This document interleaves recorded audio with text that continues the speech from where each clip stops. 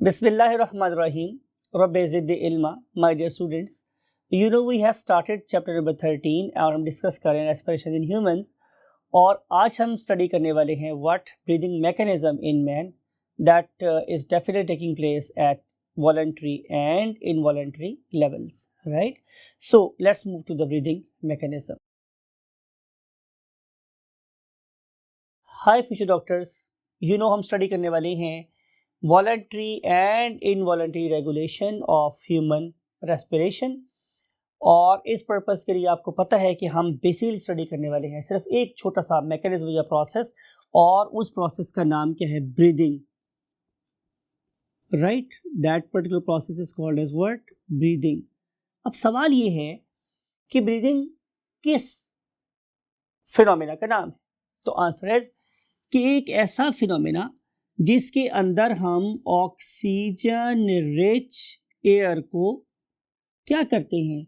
Intake और inhale, दोनों word use कर सकते हैं। उसमें आपने क्या करना है? इनटेक और इनहेल ये करेंगे। और नंबर 2 पे आप लोग क्या करेंगे कि जब गैसेस एक्सचेंज हो चुका होगा तो डेफिनेटली ऑक्सीजन मेरे ब्लड में शामिल हो चुकी होगी और जो मेरे ब्लड की CO2 है वो मेरे एल्वियोलाई में शामिल हो चुकी होगी। तो अब मेरे पास जो एयर है दैट इज CO2 रिच। तो अब मैंने इस CO2 रिच एयर को क्या कर देना है? आउट टेक, उसे बाहर निकाल देना है, या उसके लिए हम एक और वर्ड यूज करते हैं टेक और एक्सहेल, ये कर देंगे, राइट? इसका मतलब ये होगा कि ब्रीथिंग मैकेनिज्म में हम बेसिकली 2 फिनोमेना पढ़ने वाले हैं। वो फिनोमेना क्या कहलाता है? पहला स्टेप मेरे पास कहलाता है इनहेलेशन, इनहेलेशन, और जो सेकंड फिनोमेना है उसे हम लोग नाम कर देते हैं एक्सहेलेशन। तो अब हम इसको यूं डिफाइन कर सकते हैं कि breathing is a mechanism that consist of 2 steps. Number 1 inhalation that involves oxygen intake of oxygen rich air and exhalation that involves what? Outtake of stale air or CO2 rich air, right my dear students? अब हम क्या करेंगे? अब हम लोग इस particular process के mechanism को समझेंगे, राइट? मैकेनिज्म की ये काम हो कैसे रहा है। इस पर्पस के लिए आप लोगों ने 3 की पॉइंट्स को अपने माइंड में रखना है। पहला पॉइंट मेरे पास क्या है स्टूडेंट्स? वो जो हमने फ्रॉगोले केस में डिस्कस किया, क्या कि जो ब्रीदिंग है, गैसेस एक्सचेंज है, ये बेसिकली एक प्रेशर और वॉल्यूम रिलेशन है, राइट? पहली बात, वेरी वेल, हमने लास्ट टाइम फ्रॉगोले केस में डिस्कस किया था कि आप लोगों को फिजिक्स की एक रिलेशन याद है। वो रिलेशन क्या थी कि volume is inversely proportional to pressure. Volume is inversely proportional to pressure. Mean to say कि अगर वॉल्यूम मुझे ज्यादा करना है तो मुझे प्रेशर को कम करना पड़ेगा, and vice versa. Mean to say कि अगर मुझे वॉल्यूम को क्या करना है स्टूडेंट्स? कम, तो मुझे प्रेशर को इंक्रीज करना पड़ेगा। This is the meaning of inverse relation, ulta relation. If I will increase one factor, second factor will definitely decrease. And if first factor is decreasing, second factor will definitely increase. It is the meaning of what? Inverse relation. और आपको याद होगा कि अगर मैं ऐसे relation का graph draw करूं तो वो ग्राफ हमेशा इस तरह ड्रॉ होता है। अगर ये फैक्टर ज्यादा है तो ये वाला फैक्टर कम होगा, और अगर ये वाला फैक्टर ज्यादा हो गया तो ये वाला फैक्टर कम हो जाएगा। You can see over here, ठीक है? तो इस किस्म के रिलेशन को मैं क्या बोलता हूं? Inversely proportional relation. तो this breathing mechanism is just a pressure and volume relationship. अगर बात प्रेशर की है तो वेरी वेल कि प्रेशर क्या होता है? Force per unit area, right? और आपको लास्ट से याद है मैंने क्या बोला था कि जो आप लोगों के लंग्स हैं they are spongy in nature. Lungs are spongy in nature. भाई अगर जो लंग्स हैं they are spongy in nature, इसका मतलब ये है कि दे लैक मसल्स, उनके पास कोई मसल्स नहीं हैं, and they always work how passively. Passively का मतलब होता है my dear students without energy, without delta E और एनर्जी। लेकिन ये कैसे पॉसिबल है कि मैं कोई एनर्जी भी न लगाऊं और मैं प्रेशर भी जनरेट कर दूं? बिकॉज हमने क्या देखा था कि प्रेशर क्या है? प्रेशर है बेसिकली, क्या था students? Pressure is equal to force per unit area. अगर मेरे पास फोर्स होगी तो प्रेशर जनरेट होगा, और अगर फोर्स नहीं है तो प्रेशर जनरेट नहीं होगा। तो फिर विदाउट एनर्जी मेरे लंग्स पैसिवली कैसे काम करते हैं, हमने ये अंडरस्टैंड करना है। और तीसरी बात, ये आपने बात याद रखनी है, मैं इसलिए आप लोगों को ये बात बार बार हैमर कर रहा हूँ आप लोगों के माइंड में कि इस पर्टिकुलर वर्ड को आप ब्लॉक कर लें और इसके ऊपर एक स्टार भी डाल लें कि ये बहुत ही अहम सी बात है कि आप लोगों के लंग्स हमेशा पैसिवली काम करते हैं, उनके अपने पास कोई मसल नहीं है, राइट। फिर तीसरी बात ये है कि आप लोगों के लंग्स की जो साइड्स हैं, those are covered by ribs and intercostal muscles. Intercostals भी कह सकते हैं, जरूरी नहीं है कि आप मसल्स का वर्ड यूज करें, सिंपल इंटरकोस्टल्स भी वही मीनिंग देंगे। और तीसरी बात आपने क्या याद रखनी है स्टूडेंट्स, अब इस पॉइंट की बात ज़रा फोर्थ हो जाएगी, आपकी बुक में ये वाला पॉइंट नहीं लिखा हुआ, ये मैंने आपको समझाने के लिए लिखा है।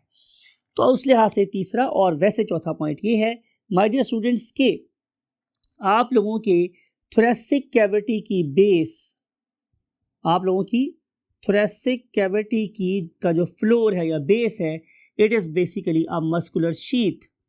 ये तो एक मस्कुलर शीथ है, राइट। और उस पर्टिकुलर मस्कुलर शीथ का नाम क्या है? कल बोला था मैंने, बिल्कुल ठीक, डायाफ्राम, PHRAGM, डायाफ्राम, राइट। अब ये मसल्स, लंग्स और डायाफ्राम ये मिलकर बेसिकली काम करेंगे, लेकिन आपने ये बात याद रखनी है कि ये जो फोर्स है वो दो जगहों से तो आ सकती है, उनमें से एक मेरे पास क्या है, जाहिर है ये वाला मस्कुलर डायाफ्राम, और दूसरी चीज़ आपको पता है जो फोर्स जनरेट कर सकती है वो क्या है, इंटरकोस्टल्स मीट मसल्स। तो मेरा ख्याल आपको ये बात समझ आ गई होगी कि मैंने ये वाली दो चीज़ें इन दो चीज़ों से जोड़ी हैं। प्रेशर जनरेट होगा तो एक्सचेंज होगा, लंग्स के अपने पास कोई मसल नहीं है और उस पर्टिकुलर ऑर्गन को पैसिवली काम करवाने में बहरहाल मसल्स रोल प्ले कर रहे हैं, और वो मसल्स कहाँ लोकेट करते हैं, जाहिर है पसलियों के दरमियान में, हम उन्हें बोलते हैं इंटरकोस्टल मसल्स, और हमारी तरह से कैविटी की बेस पर जिसे हम क्या बोलते हैं, डायाफ्राम। अब हम स्टूडेंट्स ये देखेंगे कि हमारे इस पर्टिकुलर ब्रीदिंग मैकेनिज्म का जो रेगुलेशन है वो किस तरीके से हो रही है। तो लेट्स राइट कि रेगुलेशन ऑफ ब्रीदिंग मैकेनिज्म, यानी कि किस किस वे से हम अपने रेस्पिरेटरी रेट को कम या ज़्यादा होता देख सकते हैं या कर सकते हैं। तो उसके लिए आंसर मेरे पास ये स्टूडेंट्स कि जब हम लोग बिल्कुल रेस्टिंग फेज में बैठे होते हैं, आराम सुकून से बैठे होते हैं, तो जो हमारा इनटेक ऑफ ऑक्सीजन और आउटटेक ऑफ CO2 है बहुत रिदमिक होता है, राइट। रेस्टिंग फेज पे हमारी जो मूवमेंट है वो कैसी हो जाती है, रिदमिक हो जाती है। हम अपने खास इंटरवल पे गैस को अंदर लेके जा रहे होते हैं और इसी खास इंटरवल पे गैस को बाहर निकाल रहे होते हैं, तो इसलिए हम इसे वर्ड यूज़ कर रहे हैं रिदमिक। और इस टाइम पे आमतौर पे हम लोग 20 रेस्पिरेशंस करते हैं पर मिनट। ये वेरी कर सकती है person to person depending upon the metabolic rate and age, लेकिन आमतौर पे हम लोग 16 to 20 ब्रेथ्स पर मिनट या रेस्पिरेशंस पर मिनट कर रहे होते हैं। लेकिन जब हम लोग ज़रा सी मूवमेंट स्टार्ट करते हैं तो आप लोगों के मसल्स में CO2 की प्रोडक्शन बढ़ जाती है। तो जब आप लोगों की CO2 प्रोडक्शन बढ़ेगी तो इनवॉलंटरीली मीन्स आप लोगों के ख्वाहिश के बगैर भी आप लोगों का जो रेस्पिरेटरी रेट है वो क्या हो जाएगा, ज़्यादा हो जाएगा। ठीक, और अगर आप लोग अब चलने की बजाय दौड़ना शुरू कर दी तो रेस्पिरेटरी रेट और तेज हो जाएगा। अगर आप लोग और स्ट्रेन एक्सरसाइज करेंगे तो रेस्पिरेटरी रेट और तेज हो जाएगा। इसका मतलब ये होगा कि आप लोगों के रेस्पिरेटरी रेट का आपके पास कोई कंट्रोल नहीं है, इसलिए हमने यहाँ पे वर्ड यूज किया था क्या, इनवॉलेंटरीली, इनवॉलेंटरी। इरादे के बगैर जब जब आप लोगों की बॉडी में CO2 की प्रोडक्शन बढ़ेगी तो कोरेस्पॉन्डिंगली आप लोगों का रेस्पिरेटरी रेट क्या हो जाएगा, तेज हो जाएगा, because CO2 is a poison for us and our body is trying its level best to get rid of this poisonous gas ASAP, stands for as soon as possible, right? तो उस लिहाज से respiratory rate को increase कर देगा। लेकिन अगर आप लोग चाहें तो आप लोग अपने रेस्पिरेशन को कंट्रोल भी कर सकते हैं। फॉर एग्जाम्पल जो दुनिया के बड़े अच्छे डाइवर्स हैं, they have a very good control, means they have the voluntary ability over this involuntary action. बात को गौर से सुने, मैंने क्या बोला है कि they have the voluntary control over this involuntary action. तो इसका मतलब ये है कि ऑल दो ये एक इनवॉलंटरी एक्टिविटी है, लेकिन अपने विल और कंट्रोल के साथ आप इसे वॉलंटरी बना भी सकते हैं, राइट? और इसको हम फर्दर देखेंगे कि what is meant by diving reflex और डाइवर्स हवाई काम किस तरीके से कर रहे होते हैं। बहरहाल ये दोनों तरीके से ऑपरेट हो सकता है। आइए हम देखते हैं कि हमारा रेस्पिरेटरी सिस्टम कैसे काम करता है। So let's move to the next half of the word.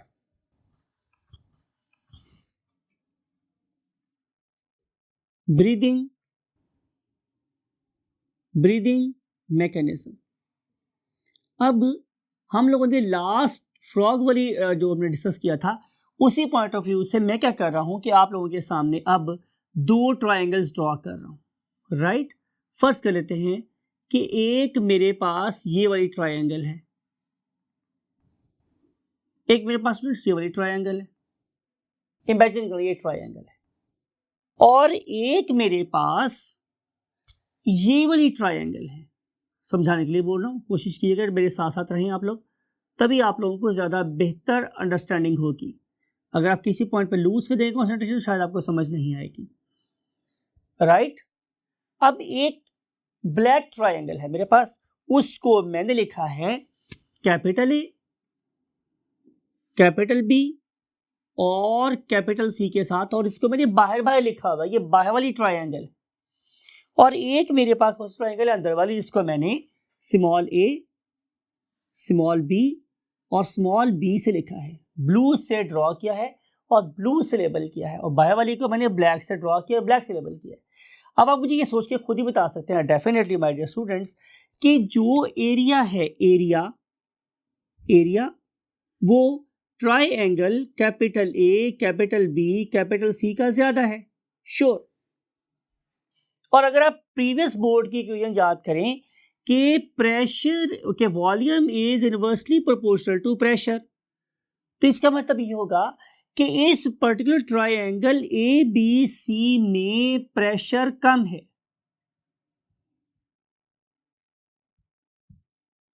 Right? फिर दोबारा बात को देखिए कि चूंकि triangle capital A, capital B, capital C का एरिया ज्यादा है, वॉल्यूम ज्यादा है, तो जाहिर है प्रेशर क्या होगा, कम। इसलिए मैंने क्या लिखा कि इफ वॉल्यूम इज हायर तो प्रेशर शुड बी लेस, तो मैंने क्या वर्ड यूज किया, प्रेशर कम है। जाहिर है अगर मैंने ये बोला कि प्रेशर कम है तो किस वक्त कम है या किस चीज से कम है, तो answer my dear students from the external air. तो जब मेरी थोरेसिक कैविटी का प्रेशर एक्सटर्नल एयर के प्रेशर से कम होगा तो what will happen, air will be sucked in, right? तो उस टाइम पे हम एयर को सक करेंगे और हम बोलेंगे कि इस टाइम पे हो रही है क्या, इनहेलेशन। फिर रिपीट कर रहा हूं आप लोगों के लिए कि इनहेलेशन के टाइम पे मेरी थोरेसिक कैविटी का वॉल्यूम ज्यादा हो जाएगा। जब थोरेसिक कैविटी का वॉल्यूम ज्यादा होगा तो उसमें प्रेशर कम हो जाएगा। भाई किससे कम होगा, हवा के प्रेशर से, तो एयर विल रश इन, हवा अंदर चली जाएगी। ऑन द अदर हैंड अब मैं ब्लू ट्रायंगल की बात कर रहा हूं, अगर आप triangle small A, small B, small सी की बात कर रहे हैं तो डेफिनेटली उसका वॉल्यूम क्या है, कम। और अगर वॉल्यूम कम है तो इस particular relation that V is inversely proportional to P के लिहाज से इस पर्टिकुलर टाइम पे थोरेसिक कैविटी का प्रेशर क्या हो गया, डेरिवेटिव लिख रहा हूं उर्दू में, ज्यादा, राइट। जब इस पर्टिकुलर सेम वॉल्यूम के ऊपर जब इतना ज्यादा प्रेशर लगेगा फ्रॉम ऑल साइड्स, तो डेफिनेटली इस पर्टिकुलर एयर पे प्रेशर ज्यादा हो जाएगा, किससे, एनवायरमेंट से, राइट। तो वो वाली एयर जो मेरे लंग्स के अंदर होगी, इट विल गश आउट, ये बड़ी फोर्स के साथ बाहर निकल जाएगी, और इस प्रोसेस को हम लोग क्या बोलते हैं, एक्सहेलेशन, राइट। अब हम देखेंगे कि अगर मैं इनहेलेशन करना चाह रहा हूं, मीन टू से कि मैं अपने वॉल्यूम को इंक्रीज करना चाह रहा हूं, तो मुझे क्या क्या करना पड़ेगा कि मेरी थोरेसिक कैविटी का वॉल्यूम ज्यादा हो जाए। या ऐसे करते हैं आप लोगों को बेटर अंडरस्टैंडिंग के लिए कि हम इस पर्टिकुलर टाइम बोर्ड पे दो कॉलम्स बना लेते हैं, राइट। एक कॉलम में लिखते हैं हम लोग व्हाट, इनहेलेशन, और दूसरे पे लिख लेते हैं क्या, एक्सहेलेशन, राइट। कलर भी चेंज नहीं करते ताकि आप लोगों का कॉन्सेप्ट बिल्कुल साथ साथ चलता रहे। Exhalation, what is our target. सबसे पहली बात है कि हमारा टारगेट क्या है। हमारा टारगेट माय डियर स्टूडेंट्स ये है कि हम लोगों ने वॉल्यूम को इंक्रीज करना है और प्रेशर को मैंने डिक्रीज करना है। वॉल्यूम को इंक्रीज करना है और प्रेशर को डिक्रीज करना है। इसके लिए हमने तीन बातें पहले कही थी कि मेरे लंग्स के अपने पास कोई मसल नहीं है, राइट। तो फिर ये प्रेशर डिक्रीज कैसे होता है, तो इसका आंसर मेरे पास ये है स्टूडेंट्स कि आप लोगों को याद होगा कि मैंने लास्ट बोर्ड पे लिखा था कि we have got intercostal muscles, intercostal muscles. अब आपने बात को बहुत गौर से सुनना है तो आपको बातें समझ आएंगी। इंटरकोस्टल मसल्स मैंने आपसे कल बात की थी, दो तरह के होते हैं, एक को हम बोलते हैं एक्सटर्नल इंटरकोस्टल्स और एक को हम बोलते हैं इंटरनल इंटरकोस्टल्स। और मैंने आपसे कल ये वाली बात भी कही थी कि ये वाले मसल्स हमेशा पेयर में काम करते हैं और एक दूसरे के अगेंस्ट काम करते हैं, लेकिन इसकी अपोजिशन सपोर्टिव होती है, अनलाइक आर अपोजिशन, राइट। ये सपोर्टिव होती है अपोजिशन। तो मैं बात ये कर रहा था कि इंटरकोस्टल मसल्स दो तरह के होते हैं, एक्सटर्नल और इंटरनल। यहाँ पे क्या हो रहा है, नंबर वन, इस वाले केस में एक्सटर्नल इंटरकोस्टल्स, मैंने जस्ट EXT लिख रहा हूं, external intercostals they will undergo contraction, they will undergo contraction, right. जरा बात को गौर से सुनिए। आप लोगों के पास ये एक बकेट है, फर्ज कर लेते हैं कि ये एक बकेट है आप लोगों के पास, और आप लोगों को पता है कि इस बकेट के साथ एक अदद हैंडल लगा हुआ होता है, जिसे आप पंजाबी कुंडा भी कह सकते हो, फड़न वाला कुंडा, है ना जी, हैंडल, हैंडल। और आपको ये बात पता है कि ये जब मैं इस हैंडल को छोड़ूंगा तो ये इस पर्टिकुलर बकेट के साथ लग जाता है जाके। आपको ये बात समझ आई। अब मैंने करना क्या है, आप ये इमेजिन करें कि ये बकेट है मेरे हाथ में और मैं इस के बाहर वाली साइड पे हाथ रखा हुआ है, मैंने बाहर वाली साइड पे, मैंने वर्ड का यूज किया एक्सटर्नल इंटरकोस्टल, एक्सटर्नल बाहर वाले। तो जब मैं इस कुंडे को उठाना चाहता हूं तो मुझे क्या करना पड़ेगा, मुझे अपने हाथ को कॉन्ट्रैक्ट करना पड़ेगा। तो जब मेरे बाहर वाले मसल कॉन्ट्रैक्ट करेंगे तो कुंडा ऊपर की तरफ उठेगा, ये वाला हैंडल ये एलिवेट होगा, यानी कि अगर ये पहले इस पोजीशन पे था, राइट, तो अब ये एलिवेट हो गया, बाहर की तरफ उठ गया। तो जब एक्सटर्नल इंटरकोस्टल मसल्स कॉन्ट्रैक्ट करेंगे तो क्या होगा, आप लोगों की चेस्ट कैविटी की walls they will move upward and outward. मैं दो वर्ड यूज किए हैं कि when external intercostal muscles will contract, तो आप लोगों के थोरेसिक कैविटी के muscles they will move upward and outward, right. और इसलिए मैंने यहां पे वर्ड यूज कर रहा हूं दो, अपवर्ड एंड आउटवर्ड, राइट। ऊपर की तरफ निकलेंगे और बाहर की तरफ निकलेंगे, यानी कि अगर आप इंस्पिरेशन कर रहे हैं तो आप लोगों की चेस्ट कैविटी के मसल्स इस तरफ मूव कर रहे हैं। देखिए, लुक एट माय एरोज, मैंने उसको बाहर की तरफ भी लगाया और ऊपर की तरफ भी लगाया है। इतनी दफ़ा बोलने के बाद कॉन्सेप्ट आपके माइंड में आ जाना चाहिए कि जब ये वाले बाहर वाले external muscles they will contract, तो आपकी chest cavity it will move upward and outward, upward and outward, ठीक है। इसलिए मैं एरो यहां भी लगा रहा हूं। उस टाइम पे आप लोगों के इंटरनल मसल क्या कर रहे होंगे, तो common sense, if they are working in antagonistic way, तो मेरे internal intercostal muscles they will undergo relaxation. अगर ये नहीं फैलेंगे तो याद रखें एक्सटर्नल इंटरकोस्टल्स कभी कॉन्ट्रैक्ट नहीं कर सकते। इसलिए मैंने बोला कि although they work in opposite direction but they support each other. इसकी कॉन्ट्रैक्शन इसी रिलैक्सेशन से लिंक्ड है, एसोसिएटेड है। ये तो बात ही हो गई। एक बात आप मुझे और बताएं कि अगर मैं ये एक लाइन ड्रॉ करूं, ये मैंने एक लाइन ड्रॉ की है स्टूडेंट्स, ये, और फिर मैं एक लाइन ड्रॉ की है ये, इन दोनों में से कौन सी लाइन लंबी है? जो लोग समझते हैं कि लाइन ए बड़ी है वो बताएं, और जो समझते हैं कि जो लाइन बी है वो बताएं। तो जो लोग ये कह रहे हैं कि लाइन बी बड़ी है, they are okay. Definitely curve structure definitely straight line से बड़ा होता है, तो ये जो लाइन है ये बड़ी है, बी वाली लाइन। अब आप मुझे ये एक बात और सोच के बताएं आपने 9th-10th एक्सपीरियंस से कि जब एक मसल कॉन्ट्रैक्ट करेगा तो वो छोटा और मोटा हो जाएगा या वो लंबा और पतला हो जाएगा, राइट? तो आपको ये बात पता है कि जब एक मसल कॉन्ट्रैक्ट करता है तो उस पर्टिकुलर मसल की शेप किसी सिटिंग माउस जैसी हो जाती है, इसीलिए हम उसे मसल बोलते हैं। मसल का मतलब ही होता है सिटिंग माउस। तो जब एक मसल कॉन्ट्रैक्ट करता है तो उस मसल की शेप समझ लें कुछ ऐसी ऐसी हो जाती है, समथिंग लाइक इट। अब आप इसकी थिकनेस और इसकी लेंथ को मेजर कर लें, इतनी ज्यादा है, राइट? और थिकनेस कितनी है? ज़रा इतनी। इस टाइम मसल कैसा है? कॉन्ट्रैक्टेड, ये बंद हुआ है, राइट? और अब नेक्स्ट टाइम में देखिए हमने क्या बात कही है कि जब यही वाला मसल क्या करेगा? रिलैक्स करेगा, तो ये पतला और लंबा हो जाएगा। लुक एट दिस, आप इस थिकनेस को और इसकी लेंथ को मेजर करें, there is a significant difference कि ये बहुत लंबा मसल है और पतला है, और ये वही वाला मसल जब कॉन्ट्रैक्ट किया तो छोटा और मोटा हो गया, राइट? आपके इतना के लिए अर्ज है कि जब ये वाला मसल इस शेप में होगा, इस शेप में, तो ये पतला और लंबा है। इस टाइम पे ये वाला muscle thin and long, thin भी है और कैसा है हमारे स्टूडेंट्स? लॉन्ग भी है। और यही वाला मसल इस वाली फॉर्म में कैसा है? ड्रॉ कर रहा हूं आप लोगों के लिए ताकि आप भूले नहीं। Pictorial memory is very important. अब देखिए मैंने क्या किया, लुक एट दिस, मैंने आप लोगों को समझाने के लिए इस पर्टिकुलर लाइन को मोटा भी कर दिया। इसका मतलब ये होगा कि इस पॉइंट ए पर इसी पर्टिकुलर मसल की लेंथ कैसी हो गई? Thick and short.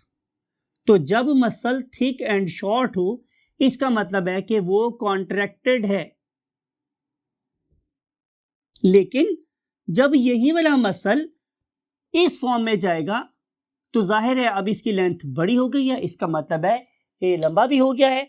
तो इस टाइम पे हम इसे क्या बोलते हैं कि दिस मसल इज रिलैक्स्ड। मेरा ख्याल है कि आप बिल्कुल पढ़े लिखे समझदार बच्चे हैं, आपको बात पता चल गई है कि सर डायाफ्राम के बारे में बात कर रहे हैं, राइट? तो अगर आप लोगों का डायाफ्राम कैसा है स्टूडेंट्स?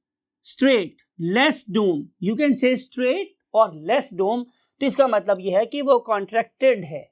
और व्हेनेवर यू से कि it is more dome, it means कि ये थिन एंड लॉन्ग है, यानी कि रिलैक्स्ड है। अब आप मुझे सोच के बताएं हमारे स्टूडेंट्स कि अगर मैं इनहेलेशन करना चाहता हूं और मैं अपने ट्रायंगल का वॉल्यूम बढ़ाना चाहता हूं, तो मुझे क्या करना पड़ेगा? डेफिनेटली मुझे अपने मसल को स्ट्रेट करना पड़ेगा। लुक एट दिस, स्ट्रेट करना पड़ेगा, राइट? मैंने अपने इस पर्टिकुलर नीचे वाले बेस ऑफ ट्रायंगल को क्या कर दिया है? Thick and short. तो जब ये थिक एंड शॉर्ट हुआ, इसका क्या मतलब है कि इस टाइम पे डायाफ्राम कैसा है? कॉन्ट्रैक्टेड। तो आप लिख लें यहां पर क्या कि जहां तक बात है इसके डायाफ्राम की, तो डायाफ्राम कैसा है? कॉन्ट्रैक्टेड। तो अब हम कंक्लूड क्या कर रहे हैं? जब आप लोगों के एक्सटर्नल इंटरकोस्टल मसल्स कॉन्ट्रैक्ट करेंगे तो ये वाली मूवमेंट होगी, राइट। और जब आपका डायाफ्राम कॉन्ट्रैक्ट करेगा तो ये वाली मूवमेंट होगी, राइट। इन दोनों मूवमेंट की वजह से डेफिनेटली वॉल्यूम विल इंक्रीज और हम capital A, capital B, capital C position पे ले जाएंगे अपनी थोरेसिक कैविटी को। उस टाइम पे गैस क्या है, अंदर गई है, कौन सी वाली, फ्रेश वाली। लेकिन अब मैंने करना है reverse process, no I want to exhale, तो मुझे क्या करना पड़ेगा, मुझे इस पर्टिकुलर थोरेसिक केज को इतना प्रेस करना पड़ेगा, इतना प्रेस करना पड़ेगा, तभी मैं capital A, capital B, capital C से small A, small B, small C triangle पे आऊंगा। अब देखें कि अगर मैं यहां से वापस यहां आना चाह रहा हूं तो मुझे क्या करना पड़ेगा, लुक एट दिस, मुझे अपने वॉल्यूम को कम करना पड़ेगा और गैस पे प्रेशर को बढ़ाना पड़ेगा। तो उसके लिए मुझे, बिल्कुल आपने ठीक बोला है कि मुझे इंटरकोस्टल मसल्स के मूवमेंट के ऑर्डर को रिवर्स करना पड़ेगा। एक्सीलेंट माय डियर स्टूडेंट्स, जबरदस्त, छा गए आप लोग। इस वाले केस में जो मेरे एक्सटर्नल इंटरकोस्टल्स हैं, बाहर वाले external intercostals, they will relax. भाई अगर मैं इसको प्रेस करना चाहता हूं तो मुझे बाहर वाली चीज को लंबा करना पड़ेगा, क्योंकि पहले मैंने इसको खींचा था ऊपर की तरफ, अब रिलैक्स करेंगे तो नीचे जाएगी। तो जब एक्सटर्नल इंटरकोस्टल रिलैक्स करेंगे और इंटरनल इंटरकोस्टल्स वो कॉन्ट्रैक्ट करेंगे। अब इंपॉर्टेंट बात ये है, अब अंदर वाले खींचना है, तो जब वो उसे कॉन्ट्रैक्ट करेंगे तो your walls of thoracic cavity they will move. मैंने क्या वर्ड यूज किया था, याद है आप लोगों को, कि ये वाले muscles they will move downward, नीचे की तरफ को मूव करेंगे, एंड इनवर्ड, और अंदर की तरफ को मूव करेंगे। जब ये डाउनवर्ड और इनवर्ड मूव करेंगे तो उसी टाइम पे जो डायाफ्राम है ये रिलैक्स कर रहा होगा। Look at this, right, diaphragm will relax. तो इस टाइम पे हम लिखेंगे क्या, कि जो हमारा डायाफ्राम है it is going to relax, और इस पर्टिकुलर एक्टिविटी के रिजल्ट में डेफिनेटली वॉल्यूम कम हो जाएगा, हमारी लंग्स के अंदर जो एयर है उस पर प्रेशर बढ़ जाएगा, so air will be gushed out, ये बाहर निकल जाएगी। ऑन द अदर हैंड जब मैं इन पर्टिकुलर मसल्स को कॉन्ट्रैक्ट करूंगा, इसे भी कॉन्ट्रैक्ट करूंगा, अंदर वाले को रिलैक्स करूंगा, तो इनहेलेशन होगी, राइट। अब आज की आखिरी बात समझ लाइए कि ये जो मेरी ट्रायंगल है, मीन जो मेरे लंग्स हैं, इनके बाहर एक मेम्ब्रेन है, राइट। ड्रॉ करते हैं यहाँ पे प्रॉपर, ये एक मेम्ब्रेन है, समथिंग लाइक इट। इस पर्टिकुलर मेम्ब्रेन का नाम है प्लूरल मेम्ब्रेन, और प्लूरा बोलते हैं इसे। और जिस कैविटी में ये मेम्ब्रेन लाए करते हैं उसे हम बोलते हैं प्लूरल मेम्ब्रेन। सर अब बात को गौर से समझें, ये मेरे पास स्टूडेंट्स एक स्लाइड है, it is a one slide, और आप लोग क्या करें, इसके ऊपर एक वाटर का ड्रॉप डालें और इसके ऊपर आप एक और स्लाइड रख दें, राइट। इसके दरम्यान में क्या है, वाटर का ड्रॉप, जो ही आप इसको ऊपर रखेंगे तो ये वाटर का ड्रॉप इस पूरी जो दो स्लाइड्स है उसके दरम्यान में एक फिल्म की तरह फैल जाएगा, समथिंग लाइक इट।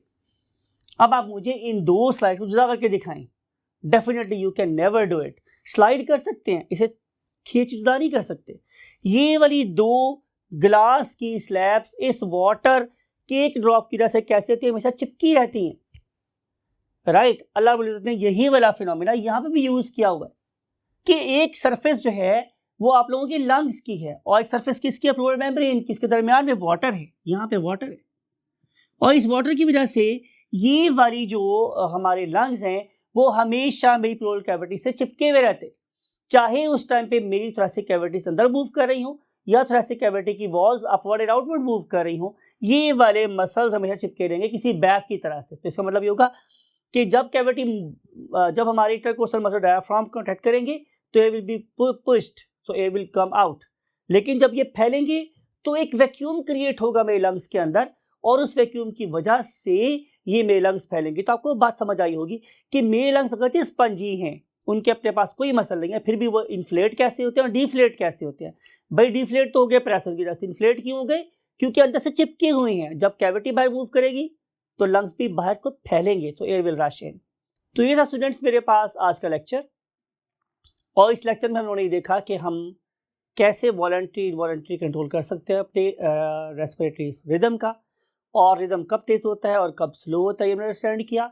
और ये देखा कि हमारे इंटरकोस्टल मसल डायाफ्राम कैसे मेरे लंग्स की एक्सपेंशन और कॉन्ट्रैक्शन को पैसिवली कंट्रोल कर रहे हैं, राइट। इसी पर्टिकुलर सिस्टम के बारे में मजीद बातें आपसे करेंगे नेक्स्ट लेक्चर में। पर्टिकुलरली टॉपिक होगा एक्सचेंज ऑफ गैसेस। अपना बहुत ख्याल रखिएगा। Always try to study every subject on logical grounds. ये बिल्कुल लॉजिकल फिनोमेना है, किसको इसमें रट्टा नहीं है। अगर आप किसी भी बात को लॉजिकल ग्राउंड पर समझेंगे तो आपको रट्टा भी आसान लगेगा।